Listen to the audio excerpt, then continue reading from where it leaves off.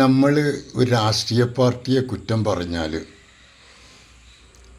താൻ ഇഷ്ടപ്പെടുന്ന പാർട്ടിയെ ആക്ഷേപിക്കുകയോ അല്ലെങ്കിൽ അവരുടെ കുറ്റങ്ങൾ പറഞ്ഞാൽ, എല്ലാ പാർട്ടിക്കും അവരുടേതായ കുറ്റങ്ങളുണ്ട്. അപ്പോൾ ഒരു പാർട്ടിനെ കുറ്റം പറഞ്ഞാൽ ആ പാർട്ടിയുടെ അനുകൂലികൾ അതിനെ വിമർശിക്കണം. അതിന്നതാണെന്ന് അതിന് മറുപടി പറയാം, ഒക്കെ ചെയ്യാം. പക്ഷേ ഒരു വിഭാഗം പാർട്ടിക്കാരുണ്ട്, അവർ താൻ ഉൾക്കൊള്ളുന്ന പാർട്ടിയെക്കുറിച്ച് ആരെയും കുറ്റം പറഞ്ഞാൽ മറുപടിയല്ല പറയുക. നായിൻ്റെ മോനെ, പട്ടി, തന്തക്ക്, തള്ളക്ക് ഒക്കെ വിളിക്കുന്ന ഒരു സ്വഭാവം. അത് ഞാൻ അത്ഭുതത്തോടെ കാണുന്നു. അവരൊക്കെ മനസ്സിൽ കിടക്കുന്ന ആ കേട് എത്ര വലുത് കേടാണെന്നറിയോ.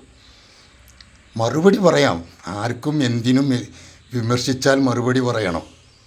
മറുപടി പറയാനുള്ള അർഹമായ മറുപടി, ആദർശപരമായ മറുപടി പറയാം, ബഹുമാന പുരസ്സരമായ മറുപടി പറയാം, നല്ല മറുപടികൾക്ക് തിരിച്ചു കൊടുക്കാം അവർക്ക്.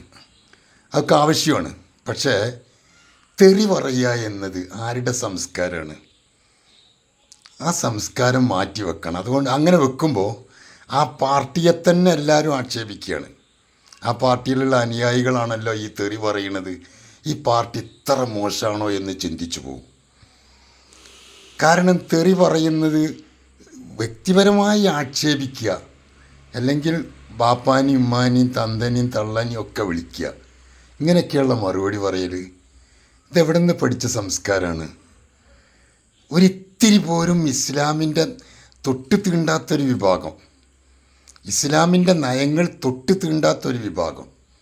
ഇദ്ഫഅ ബില്ലത്തി ഹിയ അഹ്സൻ, നിൻ്റെ എതിരാളിക്ക് നീ നല്ല മറുപടി കൊടുക്ക്, നന്നായി, അതായത് പ്രതിപക്ഷ ബഹുമാനത്തോടു കൂടെ മറുപടി കൊടുക്ക്.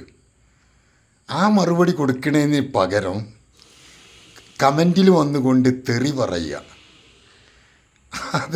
ഞാനത് കാണുമ്പോൾ ഇങ്ങനെ ചിരിച്ചു പോകും. എന്തായിരിക്കും ഇവരുടെയൊക്കെ മൈൻഡിൽ കിടക്കണ ഈ വിഭാഗീയത എന്ന് പറഞ്ഞാൽ ചിന്തിച്ചു പോയാൽ അത്ഭുതം തോന്നും. നല്ല സംസ്കാരമല്ല അത് സുഹൃത്തുക്കളെ, നല്ല സംസ്കാരമല്ല, നല്ലവരുടെ ലക്ഷണമല്ല, മനസ്സിലാക്കുക.